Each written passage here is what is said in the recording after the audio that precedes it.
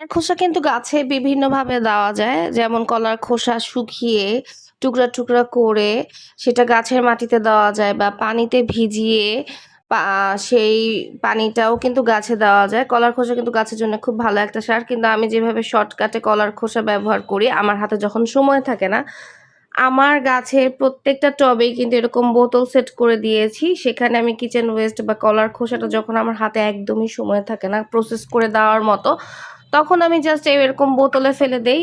এতে করে কি হয় গাছে আমি যখন প্রত্যেকদিন পানি দেই, পানি দেওয়ার ফলে আস্তে, আস্তে সবজির খোসা বা কলার খোসাটা পচে গাছ কিন্তু সেখান থেকেই তার রেগুলার যে একটা খাবারের চাহিদা সেটা পূরণ করতে পারে। আর এভাবে দিলে কিন্তু একটা গাছে যে মানে সবজির খোসা বা কলার খোসা পচালে ২-৩ দিন তারপর যে একটা ব্যাড স্মেল আসে সেটাও কিন্তু আসে না। কিন্তু আপনার গাছ কিন্তু রেগুলার খাবার পাবে। তো আমি কিন্তু রেগুলার গাছে এরকম কিচেন ওয়েস্ট ইউজ করি। এই যে আমার চিত্রা বাগান বিলাসটা মাশাআল্লাহ দেখছেন। এখানে কিন্তু কিছুদিন আগে আমি এটার মাটি উঠিয়ে আমি সবজির খোসা দিয়েছিলাম। আর তার ফলে কিন্তু এরকম মাশাআল্লাহ ফুল এসে গিয়েছে।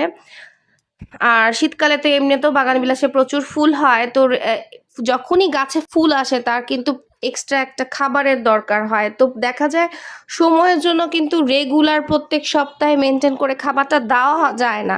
তার জন্যই কিন্তু আমি এই ব্যবস্থাটা নিয়েছি যে আমার গাছে প্রত্যেকটা টবে এরকম বোতল সেট করে দিয়েছি যাতে গাছ তার প্রত্যেক দিনের খাবারের চাহিদা এই বোতলের মাধ্যমে পূরণ করতে পারে। কলার খোসাটা চাইলে কিন্তু আপনারা এভাবে ইজিলি ব্যবহার করতে পারেন।